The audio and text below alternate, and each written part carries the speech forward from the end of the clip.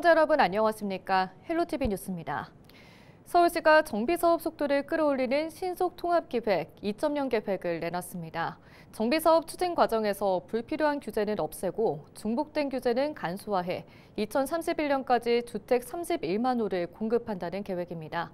손성혜 기자입니다. 29일 서울시가 발표한 신속통합기획 2.0 계획의 핵심은 정비사업 인허가 구간에 대한 불필요한 절차를 덜어내는 겁니다. 서울시는 각종 절차를 줄이면 통상 18.5년 걸리는 정비사업 기간을 12년까지 단축시킬 수 있다고 했습니다. 세부 내용을 보면 환경영향평가 초안검토회의를 없애고 재개발 임대주택 세입자 자격조회는 관리처분 단계 1회로 축소합니다. 이주 비용 보상을 둘러싼 갈등으로 인한 사업 지연은 용적률 인센티브로 풀어 속도를 높입니다. 서울시는 이를 통해 2031년까지 31만 호를 착공한다는 계획입니다. 2031년 앞으로 6년 후까지 누적 착공 목표 31만 호. 2035년 앞으로 10년 후까지 누적 준공 목표 37만 7천 호입니다. 모아타운, 소규모 재건축, 리모델링 등을 더하게 되면 2031년까지 7만 9천 호가 추가로 착공됩니다. 특히 강남 3구를 포함한 한강벨트 지역에 전체 착공 물량의 63.8%를 공급할 계획입니다. 그중에 강남 3구와 송파를 포함한 한강 이남 지역에만 16만 8천 호를 착공합니다. 한강벨트 물량 중에서도 압도적인 비중이 될 것입니다. 이 정도 물량이 풀리면 실질적인 부동산 시장 안정화에 상당한 기여를 할 것으로 예상이 됩니다. 오 시장은 민간 중심의 정비 사업을 활성화시켜 충분한 주택을 공급하고 이를 통해 집값 안정을 유도하려는 것이라고 강조했습니다. 하지만 부동산 시장에서는 한강벨트 물량 집중에 따른 단기 과열과 정비 과정의 멸실 대규모 이주로 인한 전월세 불안, 용적률 인센티브에 따른 과밀화 가능성 등에 대한 우려가 나오고 있습니다. 헬로티비 뉴스 손성혜입니다. 은평구가 추석 연휴를 맞아 민생 안정과 생활 편의를 위한 4대 종합대책을 가동합니다. 우선 연휴 동안 구청사 1층의 종합상황실을 운영해 안전 공백을 최소화하고 공사장, 절개지 등 위험시설과 다중이용시설의 안전 점검을 강화합니다. 또 독거 어르신 등 취약계층을 대상으로 집중 안부 확인 기간을 운영하고 청소대책 상황실을 운영해 생활 폐기물 관리에도 만전을 기할 방침입니다. 양천구가 오는 2일부터 10일까지 추석 종합대책을 시행합니다. 구는 안전, 민생, 생활 3개 분야에 300여 명의 직원을 배치해 긴급 상황에 대비합니다. 또 저소득층과 장애인 등 17,000가구에 위문금을 지급하고 경로당과 복지시설에는 위문품을 전달합니다. 연휴 기간 문 여는 양천 지역 병의원 79곳, 약국 128곳의 정보는 양천구청 홈페이지와 응급의료정보 앱에서 확인할 수 있습니다. 추석을 앞두고 따뜻한 나눔이 이어지고 있는데요. LG엘로비전은 지난해에 이어 올해도 은평 지역 자립준비 청년들에게 전통시장 상품으로 구성된 마음 나눔 꾸러미를 전달했습니다. LG엘로비전은 지난 26일 은평구청에서 마음 나눔 꾸러미 기탁식을 갖고 지역 자립준비 청년 100명에게 마음 나눔 꾸러미를 만들어 전달했습니다. 마음 나눔 꾸러미는 1인당 5만 원 상당으로 사과즙과 한우 육개장, 견과류 등 청년들이 실생활에서 필요로 하는 품목들로 구성됐습니다. LG엘로비전은 지역경제 활성화와 취약계층 지원을 위한 사회 공헌 활동으로 2020년부터 매년 마음 나눔 꾸러미 사업을 이어오고 있습니다.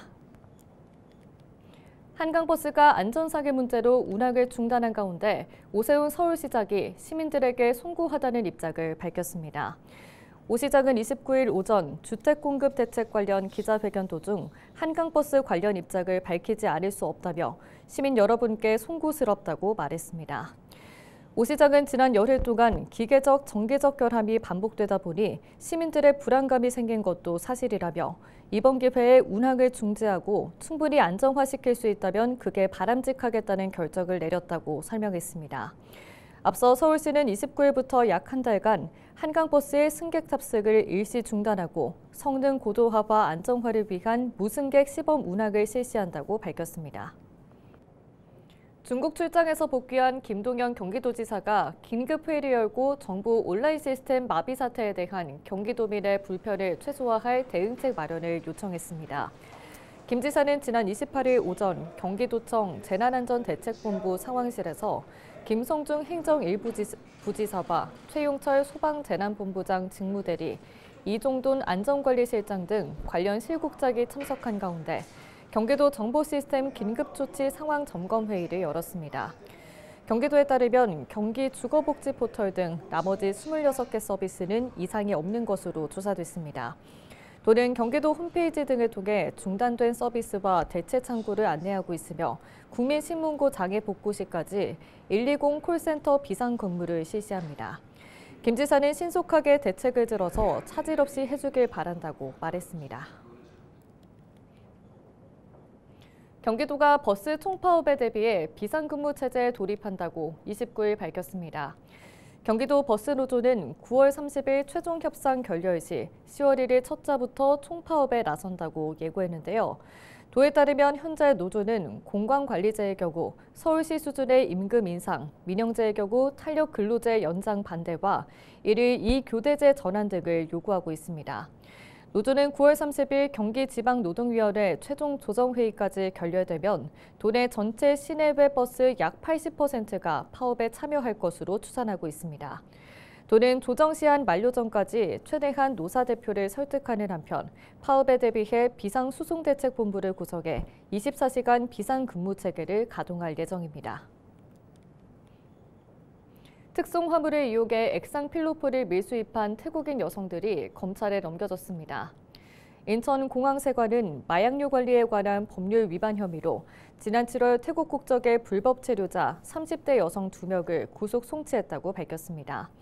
세관은 지난 7월 초 태국발 특송 화물에 대한 정밀 검사를 통해 화장품 병 속에 은닉된 액상 필로폰 32.67g을 적발하고 즉시 수사에 나섰습니다. 수치 장소 주변을 탐문 조사해 해당 주소지가 고시원 건물임을 확인하고 건물 앞에 놓인 택배 상자를 수취하던 30대 태국인 여성 A씨를 현장에서 검거했습니다. 또 공범인 30대 태국인 여성 B씨 역시 파주 소재 거주지에서 긴급 체포했습니다. 거주지에서는 같은 형태의 빈 화장품병과 필로폰 투약 도구 등 증거물이 추가로 확보됐습니다. A씨 등의 휴대전화 포렌식 분석 결과 이들은 태국에 거주할 때부터 이미 필로폰에 중독됐다는 사실도 확인됐으며 이번 사건 외에도 같은 방식으로 필로폰 15g을 추가 밀반입한 사실도 밝혀졌습니다. 세관은 조사 과정에서 확보한 태국 현지 발송인 정보를 태국 수사기관과 공유하는 등 국제 공조 수사도 진행하고 있습니다. 지난 주말 수원 화성에서 화려한 미디어 아트 축제가 개막했습니다. 성곽을 둘러싼 디지털 조명들이 전통 역사를 만나 시민들에게 가을밤의 화려함을 선사했습니다. 이관성 기자가 전해드립니다. 1년 만에 다시 선보인 수원 화성 미디어 아트. 개막 첫날부터 수원 화성 곳곳에 사람들이 가득합니다. 어린 아이들과 함께 나온 가족들은 경관 조명과 각종 체험 프로그램으로 즐거운 시간을 보냅니다.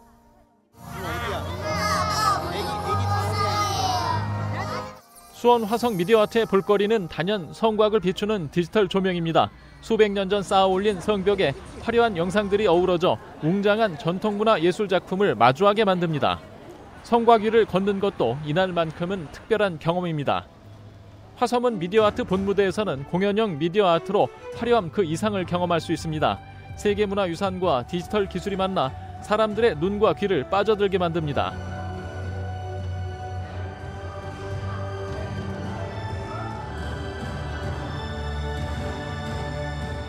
그 새 나오는 거, 네 그게 제일 좋았던 것 같아요. 그리고 마지막에 불꽃 해가지고 같이 나오는 거. 해마다 한다고 들어가지고 매해 지금 오려고 일단은 처음이라서 애들한테 먼저 보여주고 싶어갖고 첫날 온 거거든요. 수원 화성 미디어 아트는 전통문화 콘텐츠가 낯선 시민들에게도 특별한 경험을 선사합니다.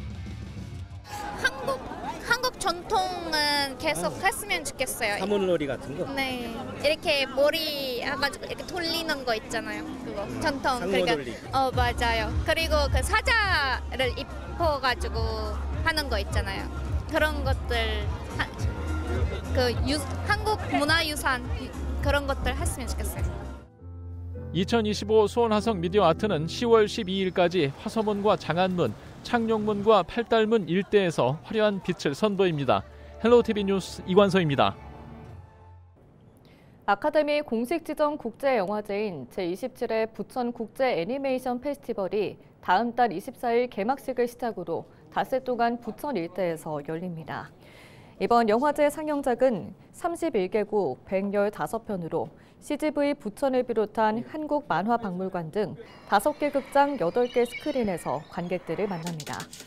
올해 장편 경쟁작은 프랑스 작품 리틀 아멜리 등 9편으로 개막작은 아오키 야스히로 감독의 차오가 선정됐으며 이집트 왕자 감독 브렌다 체프먼 감독이 심사위원작을 맡았습니다. 영화제 홍보 영상인 공식 트레일러는 전통 만화 속 호랑이를 주제로 지난해 비프 2024 단편 대상을 수상한 아나스타샤 팔렐레예바 감독이 제작했습니다. 또 영화제 기간 동안에는 애니메이션 콘텐츠 마켓을 비롯해 야외 상영회, 부천 피라모닉 오케스트라 애니사운드 등 시민 참여 행사가 이어질 예정입니다. 세계 5대 영화제에 출품됐던 수상했던 애니메이션들은 다 들어와 있는 지금 상황이고요. 그리고 아시는 것처럼 아시아에서 이렇게 애니메이션만 하는 영역으로 해서 100여국에서 3,000편 정도의 영화가 들어오는 그 영화제는 정말 유일하다고 저는 자평하고 있습니다. 행사 기간에는 113편의 영화가 상영이 될 예정이고요. 2025 인천국제재난보건력 지도자 포럼이 송도 컨벤시아에서 열렸습니다. 인천국제재난보건력 지도자 포럼은 지난 2021년 첫 회를 시작으로 매년 인천에서 열리는 국제포럼으로 동북아 및 동남아 지역을 포함한 전 세계의 지방정부와 국가정부 관계자, 기술 전문가와 국제기구 관계자들이 한자리에 모여 논의하는 자리입니다. 올해로 4회째를 만든 이번 포럼은 지속가능한 미래를 위한 글로벌 재난위험 경감 협력 강화를 주제로 진행됩니다. 23개국 도시대표와 연구원들이 참여한 이번 포럼은 재난 경감을 위한 샌다이 프레임워크와 지속가능 발전 목표 2030 의제의 이행을 가속화하기 위한 국제협력과 글로벌 로컬 파트너십 강화를 중점으로 다뤄집니다. Definitely, we have found over the last 4 years also that the forum has been very successful in creating this network between Northeast Asia region and the other countries in the world, and we want to continue this experience. And the plan is to have this every year, once a year. So we have the forum 2 days, and then we follow it with the 2-day training in the Global Education and Training Institute. 경기도가 추석 연휴 기간 동안 일산대교 등 도에서 관리하는 민자도로 3곳의 통행료를 면제합니다. 면제 기간은 4일 0시부터 7일 자정까지 나흘간인데요. 도는 고향 방문과 송묘 등 도민 편의 제공과 도내 주요 관광지 활성화를 위해 무료 통행을 결정했다고 설명했습니다. 이용 방법은 평상시와 동일하게 하이패스 장착 차량은 하이패스 차로를, 일반 차량은 요금소를 통과하면 되는데요. 도는 이번 추석 연휴 기간 동안 약 178만여 대의 차량이 해당 민자도로를 이용할 것으로 전망했습니다. 경기도가 추석 연휴 기간 의료기관, 약국 이용에 지장이 없도록 다음 달 3일에서 9일까지 7일간 의료진료상황실을 운영합니다. 응급의료 진료상황실은 도 1곳, 시군보건소 50곳 등 총 51개가 운영됩니다. 31개 시군보건소에서는 문 여는 의료기관 현황 등을 일일 보고하고 경기도는 현장 상황을 매일 관리하며 특이사항 발생 시 조치를 하게 됩니다.